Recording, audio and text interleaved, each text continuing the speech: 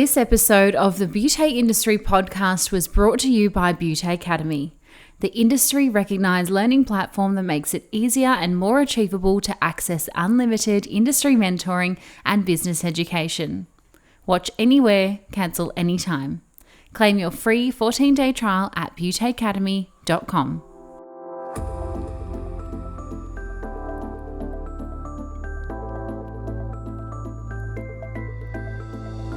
Hello and welcome to the Beauty Industry podcast, your online support community for the professional beauty industry. I am your host, founding director of Beauty Industry, Tamara Reid. Here we are closing the competitive gap and speaking your language. This is a platform created and dedicated to the professional beauty industry, valuing community over competition. We serve to help connect you with inspiration from industry experts, expand your knowledge through educational pieces, and bring you the latest in product and technology innovation. This is Beauty Industry.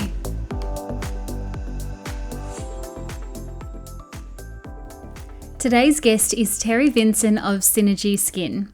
Cosmetic chemist and founder of Synergie Skin products, Terri Vinson holds a Bachelor of Science majoring in immunology and microbiology, a postgraduate diploma of formulating chemistry, and a diploma of education in biology and senior science, the embodiment of beauty and brains.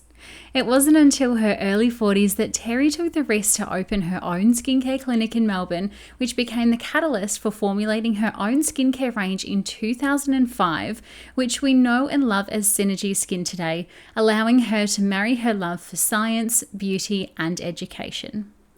As the formulator for Synergie Skin, Terri creates safe, active cosmeceuticals whilst providing specialist knowledge for both her brand partners and devoted Synergie clients. In accordance with her clean science philosophy, Terri is dedicated to designing products that protect, change, and nurture the long-term health of the skin. The conversation today takes Terri and I to life as a startup business owner, product formulation, brand creation, and everything in between. Here's Terri and I for Beauty Industry. Terri, welcome to the Beauty Industry podcast. Thank you, Tamara. Thanks for having me. Oh, it's my absolute pleasure. Thank you so much for joining me. Terri, we start our podcast the same way each week by asking our guests to reflect on their beauty industry career, and you have had quite a career. Where did it all start for you, and how did you come to the point of being the founder of Synergie Skin? It was a very long journey. I think I can probably take it right back to when I was a schoolgirl. I went to an all-girls school and I had an absolute passion for science. And this is back in the 1970s. The girls were told, the nuns basically told my parents that girls didn't do science. I was better off doing French and humanities. And I loved science. And I had a really inspirational dad. And he said to me, "You do what you love." And it was the best advice, and I just forged ahead, loved it, ended up going to Monash Uni, did a science degree, and ended up teaching. So I was an educator for a while. I absolutely loved that, but there was a bit of an entrepreneurial streak in me. So when I was teaching, I taught senior science and biology at a Melbourne school, and I started noticing that the girls were starting to ask me questions about grooming, because I used to go to work and I had my hair done and nice clothes. They liked my clothes anyway, and they said, "Oh, what makeup do you use?" And I thought, well, there's a bit of a gap here. We can have a bit of a course after school. So I had an after school sort of a grooming and makeup course and skincare, and I ended up making money on it, which was a huge surprise, because I ended up sending off to L'Oreal for samples, and they gave me samples, and so the money that the parents gave for the course was clear profit. And I told the head of school that I'd made a profit. The head of school said that the school had no place for entrepreneurs like me, and I had to stop the course immediately. No. So the parents were really devastated. So were the girls. I did stop the course, but there was a part of me that thought, I love teaching, I love education, but there was such an entrepreneurial pull in me that I had to leave teaching. So I ended up leaving and pursuing a business career. And that was fantastic. That's where I really earned my stripes in understanding negotiation, understanding the numbers, doing business presentations, understanding computers back as they were back in the day. They're very different now for you younger people, but I learnt my way there. Then had my first baby, and was absolutely missing the workforce, but also loving being a mum. So I started, from my knowledge of science, learning about formulating. So I started creating little products for my friends, for my family, for school fates, and the product was called Massage in a Bottle. So little bottle that I decorated myself, and I had moisturizers in it, I had body oils, and it was just a hobby, but it was a clear passion and drive for me. Then as the children got older, I started working part-time, and I worked for a leading Australian skincare company, and I was their educator and also a formulator. So I helped them make skin peels and educate their clients. And I stayed there for quite a while. I actually loved that job, but then ended up going out on my own to work with plastic surgeons and doctors as an educator to help educate their clients on skincare, on procedures, and also being the liaison between the physician and the client, because the physician often said to me, Terri, you explain things in such simple terms. Can you help me do that? So, and that was a lovely part of my career, but it was also something that wasn't very lucrative because it was at the start of when things started to go pear-shaped in the GFC. So then I had an idea. I had what's called my running away money, and I recommend every woman has her running away money. And I had about $40,000 saved, and I thought, I'm going to open a skincare clinic. I had the knowledge and ability to formulate my own products. I loved people. I had a great knowledge of the skin. However, I wasn't a beauty therapist. There was also a need, and I'll be honest, in our family for me to really step up financially for a number of reasons. And so I got the courage and I said, I'm going to do this. And I took a great big leap of faith. I found a little empty clinic empty shop front in Camberwell, just opposite Camberwell Station in Melbourne. And that was the beginning of what was called Skin Formation Clinic. And that was 17 years ago. Well, 17 years ago now. I was just on my 40th birthday when I opened it. Wow. Incredible. Yeah. What a story. And that's how it all began. And I was a formulator. I started off with a few little products, and it became a cult following. The ladies loved the range. They were also having some treatments. I had a beauty therapist there as well. I'm not a trained therapist, but my love was the consultation process and also making my products. And when the GFC hit, they stopped having the treatments, but they didn't stop buying the products. So that was kind of the start of Synergie. Interesting. I mean, you've had such a career before Synergie, and then you've come and you've done so much in Synergie. I mean, it really does blow my mind. I mean, there's kids in there, there's other businesses in there, there's education and science and GFC. I mean, wowee, what a life you've had. Well, I'm probably at the, compared to most of your listeners, I'm probably a little bit older. I'm in my mid-50s. I'm actually a little bit older than that now. And I started late. I was a late bloomer. I actually started really at 40 with Synergie in the range. But I had such a wealth of experience behind me. And I think having all those different facets of my life, the education, the science, the business background, it really created a fantastic platform. And I think it gave me the confidence to really spring into this new business and create a success of it. Yeah. Did you ever have any reservations? I mean, sometimes people are in their full-time job and they think this 9 to 5 is too much. I'm going to go become a florist or a photographer or something. And, we know that now as the side hustle, but you didn't go and become a side hustle. You went and became a multi-million-dollar global business. I mean, did you have any reservations about leaving that kind of career and then starting this at, 40 years of age? I won't say I wasn't fearful. There is that fear element. And there's also, I sat in the window at the little clinic waiting for a customer to arrive and thinking, what have I done? Mm. And but then you start to get your confidence built. Those customers start to believe in your products, and it's a gradual thing. It's not. It's certainly, gosh, it's not an overnight success, Tamara, and you know that yourself with your business. We have a belief in a tenacity and a passion, and with that grows a business.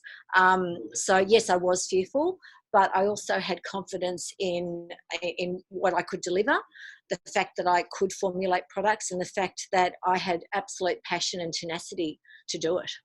Yeah, I guess that's part of the problem, isn't it? Sometimes, I mean, I've thought of many times creating my own skincare range or, a professional peels range, but it's the investment and the time and the money in actually going and formulating and what are the ingredients. But you've really had that. I mean, I'm not going to say luck because it's all of your education and your research, but having that element already on your side that you can go, okay, here's a gap in the market. Here's what my clients are asking for. Now I can actually create it myself, definitely helped.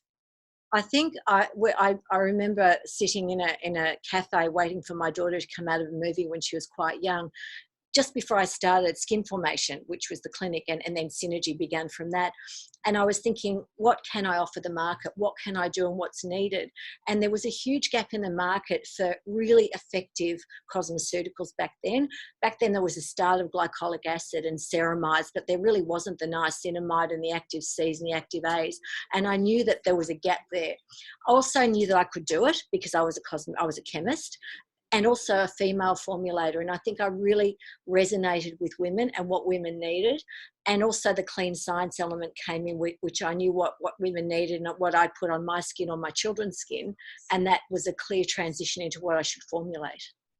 Yeah, well, I was going to ask that because not being a beauty therapist and being in the treatment room and hearing from clients their concerns and bits and pieces, you must have been quite a mindful leader and a mindful listener at that stage to still understand what the client is wanting from their products. And that really, really interesting observation, Tamara, because they'd come in and I would actually ask them to bring their products in, what they were currently using. And we talked together about the ingredients and what these ingredients did. I wasn't a fearmonger by any means, but I would explain that some of these ingredients weren't optimal and there were other ingredients that were better for them. So we'd go through that together. And I'd also explain to them, and this is what beauty therapists should possibly do with their customers, yes, there are optimal ingredients, but it's not to say that what you're putting on your skin now is going to kill you in 2 weeks. That's not what we're saying. It's like there are better choices. And if you want to make those choices, you can make them when you finished your product. You can choose not to, or you can start now. And that was kind of what the type of conversation we'd have. Also being very mindful of what the client said was their concern. They might walk in the door with a huge area of hyperpigmentation on their forehead, but their concern was an oily T-zone.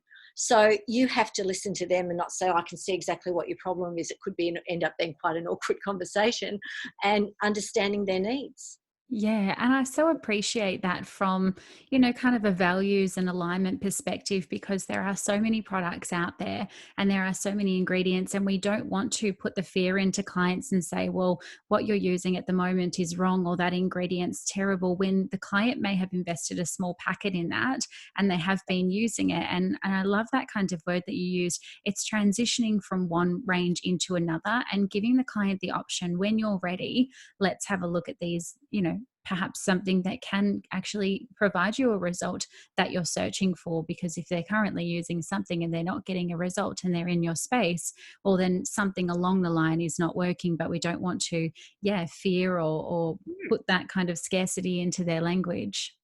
It's very unhelpful to make people fearful in a conversation. And to me, and my first life was as an educator, a science educator, so that's what I love. I love being in that space where I'm empowering mainly women to make informed choices about what they choose to put on their skin and their children's skin. If they choose my product, that's great. If they don't, that's fine, because I've empowered them. And at the end of the day, that's what we should do as educators. Yeah, beautiful. I want to go back to your formulation for a moment. What was the first product that you formulated and is it still around today? What does that look like? Well, the first two really, but I would say the very first was my vitamin B serum. And that is my cult product to this very day. It's had a few minor changes over the years with thickeners and the viscosity and the scent, but it's still pretty much the same product it was that I first formulated. And it just is such a multitasker. And I also have a way of adding other ingredients that actually amplify the effects of the vitamin B. And I knew that was going to be special, because I remember when I would retail it, I'd say if there's one product you should have, because in those days after the first 6 months I had about 5 products, I said, try my vitamin B serum. And they go, no, I want A, B, and C. I said, no, just try this one. And I want you to come back to me in 2 weeks and let me know what you think. And it was really hard for me because, I'd started a business. I wanted to sell them everything. But I knew if they had their trust in me and my products, I'd keep them as a long-term customer. So they would come back after 2 weeks usually and say, oh my gosh, what is this product? My skin is more hydrated, it's dewy, it's glowing. I'd even have people emailing me from overseas saying, can you send me some of that vitamin B serum to England? And I knew I was onto something. And this little clinic, the skincare range became a bit of a cult following, and people were coming back to buy, and the vitamin B was the clear hero of the range back then. Still is. And I would say you were one of the very kind of first skincare companies that I noticed that was doing a pure B. I know a lot of ranges that were doing the A, C, and E. But for me, when I saw Synergie B, I thought, oh, okay, as a therapist, I need to research this. What does this do? And why would we have a B? And yeah, I think you've kind of paved the way for a lot of other product houses in that respect. Well, thank you. I'm really appreciative you said that, because I do like to think that Synergie, and when I see a supply with a new ingredient, I can see the potential in an ingredient. And there's a lot of products I bought out, and sometimes because I'm an Australian business, I haven't got the loud voice of the big international players, but I've been at the forefront of a lot of these new ingredients for vitamin B, for ingredients that balance the microbiome, for ingredients that stop pollution and fine particulate matter penetrating the skin. So sometimes I've come a bit too early. Blue light protection, I started that 5 or 6 years ago, and at a dermatology conference, the iron oxides in my makeup was protecting from blue light damage, and all the dermatologists were saying, oh my gosh, this is a big thing, we're seeing all this protection from melasma with blue light protection. So I started that years ago, and now we're seeing at the front windows of the big department stores, blue light protective products. And it's like, I did that years ago. But I love that. I love the fact that I was sort of at the forefront of all those things.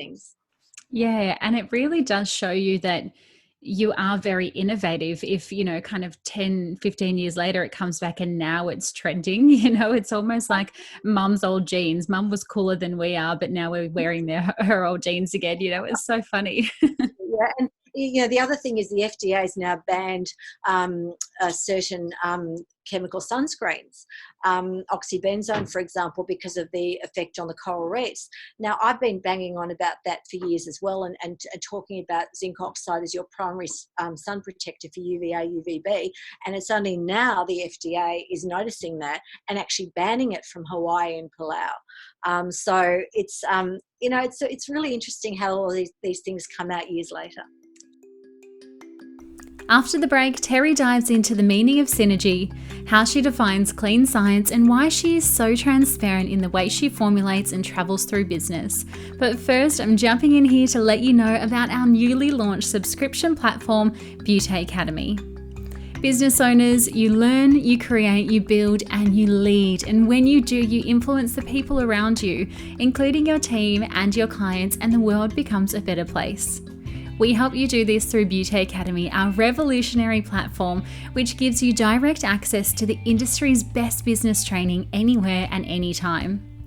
Often described by our members as Netflix for the professional beauty industry, Beauty Academy gives you exclusive access to over 100 interactive videos, which have been produced by over 250 leading industry experts and industry names you know and love from across the country, including our lovely Terri Vinson, Emma Hobson, Maria Coccioloni, Chisar Westcar, Jessica Brigginshaw, Carla McDermott, and so many more, which makes this the ultimate mentoring platform for beauty business owners. Beauty Academy is the industry-first recognised learning platform that makes it easier and more achievable to access unlimited industry mentoring and business education for your beauty business, catered specifically to the professional beauty industry. Monthly updated, frequently added, easy to use and down-to-earth interactive video content and lessons from experts, educators, mentors and coaches of the professional beauty industry. Why have one coach when you can have them all? Watch anywhere, cancel anytime, claim your free 14-day Beauty Academy trial by heading to www.beautyacademy.com. And now, back to Terri. Now, I'm wondering if you can talk to the name of Synergie. How did the word synergy resonate with you so much that you wanted to create a brand in its name? It was the minute the word came into my head, it was like 1,000 yeses in my body. It was incredible. It's about the synergy of the ingredients. As a chemist, the ingredients have to work together properly. You can't just throw in an active ingredient, a thickener, a preservative and hope for the best. The ingredients have to work in synergy within the product. Then the active ingredients have to work in synergy with our skin cells. And as a biologist, I knew that. And I knew how to create products that actually had a biological impact. And then there's a synergy between the skincare and the makeup. So the makeup is, to me, the final step in a good skincare routine. And Synergie Skin and Synergie Minerals were like a family. So synergy just resonates. It's about things working together, and the individual parts together are greater as a whole. Yes, So and yeah, I love I love what you've said there in saying when I heard the name and when I felt the name, it was 1,000 yeses, because sometimes I think we go into making decisions and we feel like, oh, should I not? And we kind of sit on the fence. And for me, I know if I'm sitting on the fence and if I'm saying maybe about something, then it's generally a no. But I love that you've said there, everything in me said yes. And that's what you went with. And I think that's what, and I shouldn't generalize, but women are fantastic with intuition. And as business women and leaders, to follow your gut is such an important thing. And the number of times I've thought, oh, I think this is what my gut's telling me, but you'd go against it because maybe it wasn't as logical as you think as a businesswoman. And I've always regretted that. So when it's 1,000 yeses, go for it. Yeah, amazing. Now, I want to come back to, you mentioned before, clean science. Again, you're at the very forefront of this, talking about it 10 years ago before, all of this green beauty and green labeling kind of came out and is now trendy and cool. What does it mean to you to have a clean product but still have that scientific, results proven background? I think it was important for me because that was the big gap in the market when I actually coined the phrase clean science and I IP'd it. And to me, it's as important what you don't put in products as what you do. And I felt I had a duty of care to my children and to my future customers to make sure the products performed at their very, very best, but without the ingredients that I deemed as questionable. I'm not going to say toxic or dangerous, but just not the ideal product ingredients I want to add to my products. They had to be scientifically active. They had to have the evidence. As a scientist, I won't formulate anything unless it's got the evidence and at the correct dosage. But by the same token, my excipient ingredients, my thickeners, my preservatives, my antioxidants have to have a clean safety profile. And it's the harnessing of the science and the nature together that make it the best product it can be. It could be synthetic. Some of my peptides are made in a laboratory. They're not out of plants, but they've got no negative safety profile and they're highly effective. So science and nature in synergy. Beautiful. I love that. And it's really thinking about almost a holistic point of view. Like when we leave the earth, we want to have a least footprint as when we came on. And it is too about thinking about the future. And I love what you're saying there. I want my children to be safe. I want my clients to be safe. And I really appreciate that from a formulator, because sometimes they're just like, let's go the results and let's do this. But you've kind of thought about it in a very whole way, if I can say. Thank you. Thanks. Yeah.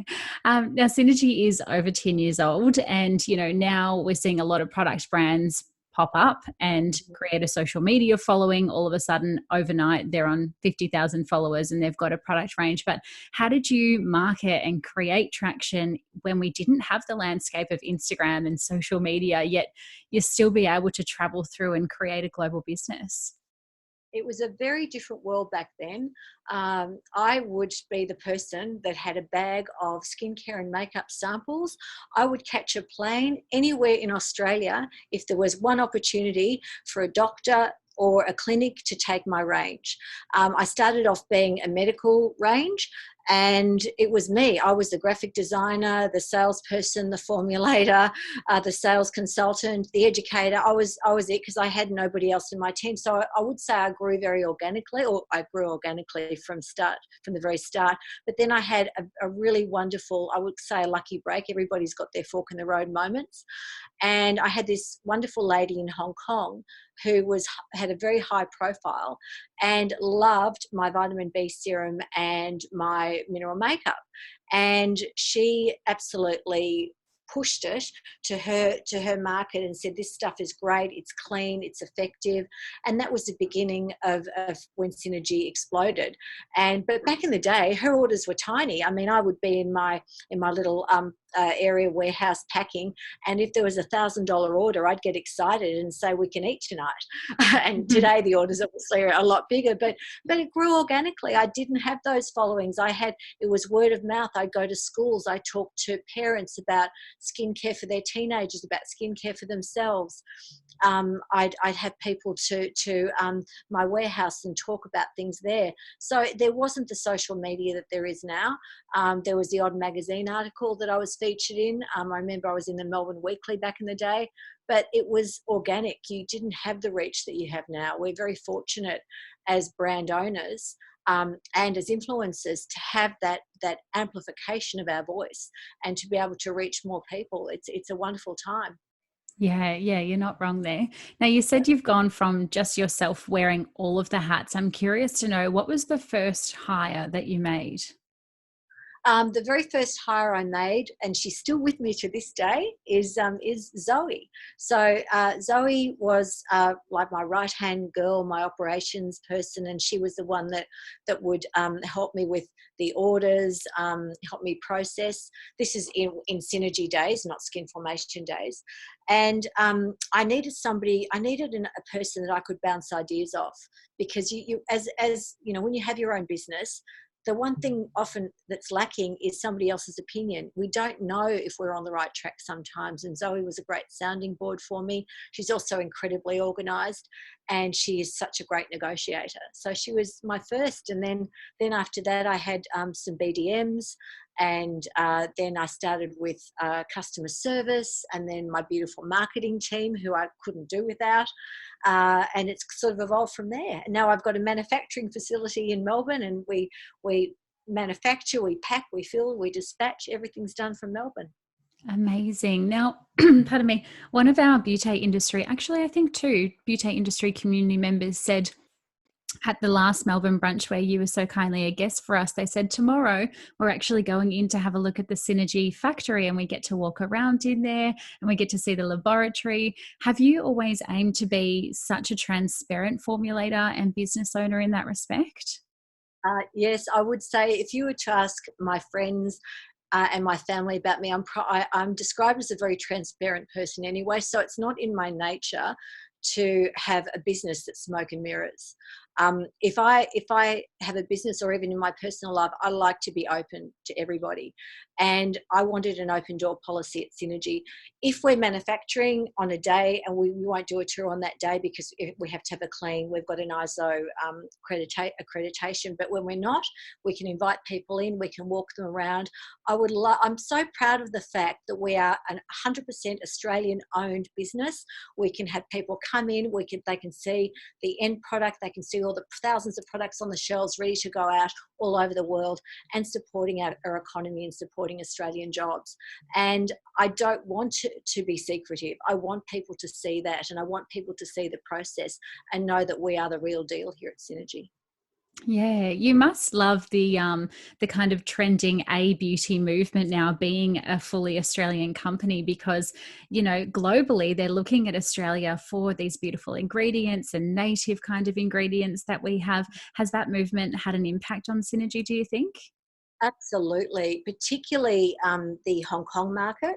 and they are absolutely loving the purity. And it's also authenticity. They feel that there is a transparency about Australian products, and of course the botanical ingredients, but also there's a huge respect for the science that goes behind Australian made products. Even I was speaking in Las Vegas a few years ago, and we were formulating with a peptide that had only just been heard of in America, and I'd been using it for 2 years. And they made a beeline for my stand and said, "Have you got this particular peptide?" And it's like, "Well, yes, I've been using it." And they were just gobsmacked, and they said, "Oh, you're an Australian scientist? Wow, we want to talk to you." And I felt so proud that I was one of the Australian scientists that could come to America and feel like I was giving them the information first. It was a great feeling. Incredible. And so, as you said before, nothing's an overnight success. However, I think with social media these days, everything looks so shiny and glossy and glamorous out there. What have been some of the challenges that you've gone through with Synergy, or even in your previous life prior to? Oh, there have been so many challenges. Look, I've made so many mistakes, but I've got to say that I've learned from them. I think also going into areas in that you're probably not suited to at the time you think you are. I had a brief foray with perfumes for a little while, and I decided to get into some fragrances because I thought I could make a natural fragrance, and thought, oh, this is going to be wonderful. No EDTA, no artificial fragrance. It was a complete disaster, Right. because fragrances are very driven by the fragrance houses, and they are very personal. And that was a great learning curve for me. It's like, stick to your knitting, Terri. Do what you're good at. Don't try and diversify into areas that you think you can do when you really can't. Or if you can't, get experts to help you. Another area I went into at the time was hair care. I created a hair growth serum, which actually was quite effective, but I had no reach to hairdressers. Mm. And so that particular product we ended up deleting, because again, I wasn't sticking to my core brands, which were skincare and makeup. So, there are a lot of challenges along the way. Also, competitors, international competitors particularly, and there's also IP issues. When you create a name for a product, you have to make sure that it's protected. And I've had problems with people using my names in their products with me owning the IP on the name. And they've always been resolved amicably. But by the same token, you have to, when you IP a name, you have to make sure it's protected. So there've been a few issues over the years there, but all good learning curve stuff, really. Yes, amazing. I'm wondering then, what's been the biggest lesson that you've learned? Because we go through so many of these, what is typically seen as a failure or a challenge, but I love to take the blessing out of every lesson. And I'm wondering what's yours been. Well, firstly, do the best you can with the areas you have the expertise in.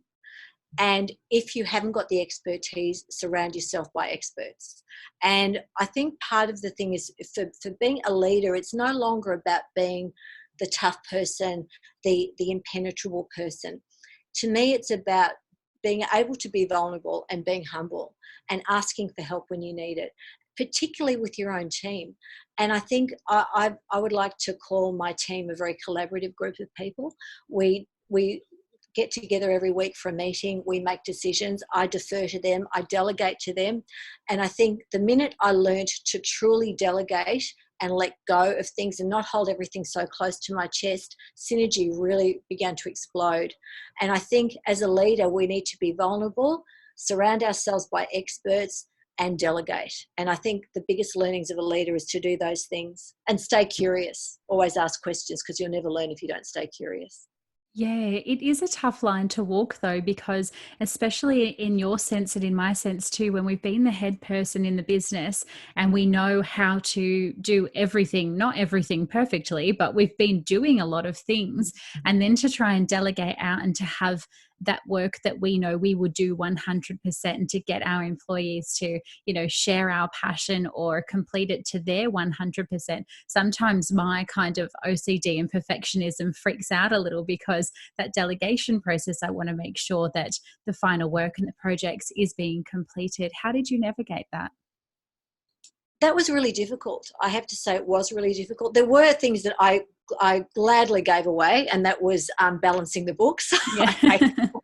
And obviously the graphic design. I wasn't doing it, but I was collaborating in that. But I think for me, the hardest thing that I found was to delegate the education, because in my heart, I'm an educator, but I couldn't be everywhere. And I used to go to clinics and talk about the products and the benefits of the ingredients. Then I would go overseas and do workshops.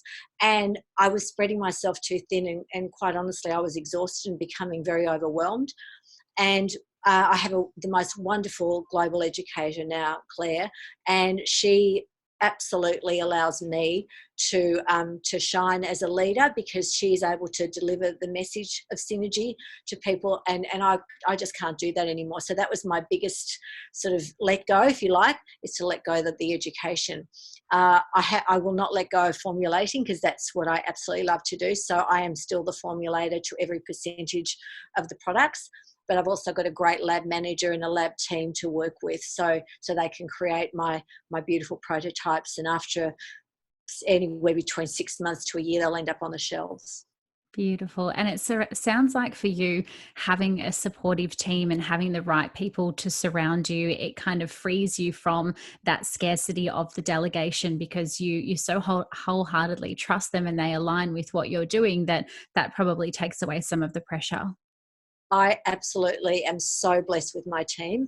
I think apart from the skill set that they possess, it's their values and aligning the values that they have with Synergy. And one of the other great learnings I had in the last few years in particular was, when I employ people, I employ them based on their personalities and their ability to work with the team and their values.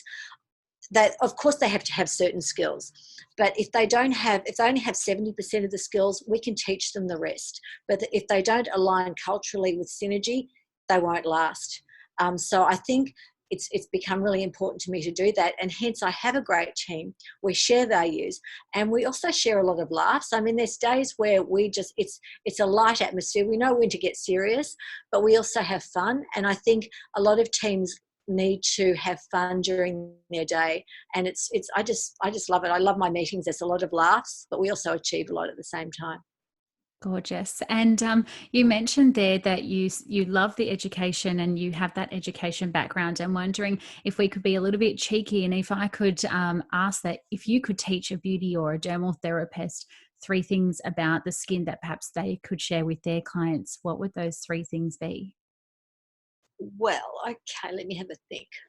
I would say the first thing I would explain or teach a dermal therapist is not to over-treat the skin, because my immunology background is there's a fine line between creating just enough inflammation for a response, a fibroblast response, to stimulate collagen or even a growth factor result, but then too much inflammation, for example, over peeling, over needling. I think needling is great, but you can do too much of it, triggers that inflammatory response where you get the free radical damage to the skin. So there's a fine line between treating a client to get optimal results, particularly with skin peels, for example, or over-treating the skin, and then we end up with damage. So I think also the therapist is the one that has the expertise, and I think often the clients may over-Google and come and say, I need 70% lactic acid peel today. And we'd say, no, it'll be too inflammatory for you. You need to start low and build yourself up and have less treatments. So I think don't over-treat the skin. The second thing I would like the beauty therapist to be aware of is the importance of the microbiome of the skin. And not many people realise, but we all know the skin is the biggest organ of our body, but we have 10 times more bacterial cells on the surface of our skin than we do skin cells. So Wow. if we consider the skin as the largest organ and there's 10 times as many bacteria, possibly the microbiome is now the largest organ, because there was recently a conference in Europe and they were talking about the microbiome as being an organ of the body. If those bacteria are not in balance, the good and the bad together, and we absolutely need the bad because that keeps our immune system ticking over. If that's not in balance, we have all sorts of problems in our skin. There's acne, there's inflammation, eczema, psoriasis, all sorts of chronic skin conditions. if we really get down to it and really balance that microbiome by using ingredients like pre and probiotics on the skin, but also looking at not stripping the skin, that's a fantastic start. And I'm very passionate about that. And I think the third thing is, and I alluded to this earlier, is listen to your client. Sit down with your client, give them a mirror if you want, and say, what concerns you? What would you like to do for your skin? And not make assumptions. And I think the conversation between a client and a therapist and the trust is probably the most important element of the first meeting with that client. It's not necessarily the products you give them. It's not necessarily the treatments you recommend. It's that relationship and that trust you build with that other person, like any relationship. Gorgeous. I think that's beautiful advice. Thank you so much. Now, I hear that you have written a book. Can you tell me about the book? Well, it's not published yet, but it is finished, and I'm very excited about it. It's an area of expertise that I feel confident in. It's about skin, and it'll be released later this year. So I'm very excited. It's still a few months to go with editing and choosing a cover and everything, but it's a go. I'm very excited. How exciting. Was that always something that you knew you had in you? I remember, and one of your good friends, actually, I listened to a podcast, Emma Isaac, says everybody has a book in them. Did you feel like you always wanted to go down the writing pathway? Yes, absolutely. And it's funny, I always thought that too. Everybody has a book in them. And when I'm in a coffee shop, sometimes I look out and I think everybody's got a story. Nobody's more or less interesting than the next person. And it's just about getting it down on paper. And yeah, we've all got a book in us. I knew that I wanted to write a book, and obviously what I could share with people would be my knowledge of the skin. And it's a myth-busting, no-nonsense book for somebody who's really interested in having their best skin possible. And I'm really proud of it. But there is a book in everyone. I think it's just having the discipline to sit down and set aside a little bit of time each day and write it. Gorgeous. Well, I'll make sure that we link in the show notes that book once it comes out so that our audience can click on through and add to cart. Thanks, Tamara. That'd be great. Beautiful. Terri, thank you so much for spending your morning with me this morning. I so appreciate all your time and your knowledge. It's been absolutely fabulous to have you on the podcast. Thank you so much, Tamara, and that's my pleasure. Thank you. What a special human. I love this conversation with Terri. As you can probably tell, she is super humble and easy to talk to, and you can just hear how passionate she is about keeping skincare and ingredients transparent while educating both clients and therapists who recommend and use the brand. Just to recap, Terri's 3 education points when talking to clients are to not overtreat the skin, have a sound understanding of the skin's microbiome, and lastly, to listen to your client. All great pieces of advice. As mentioned during our conversation, I'll keep our show notes up to date with information and purchase date of Terri's book titled Skinformation: The Science of Beautiful Skin Made Simple, written by Terri Vinson, which will be available come August 2020. Thank you so much for your time tuning in this morning. As always, if you've loved today's episode, feel free to leave us a little review and rating in your podcast app. Or if you love us that little bit more, you can take a screenshot and share it across your socials, tagging us at Beauty Industry and at Terri_Vinson or at Synergie Skin. To keep up to date with all of the latest episodes, make sure you subscribe in your podcast app if you listen on iTunes, or follow if you're over on Spotify. Until next time, stay connected.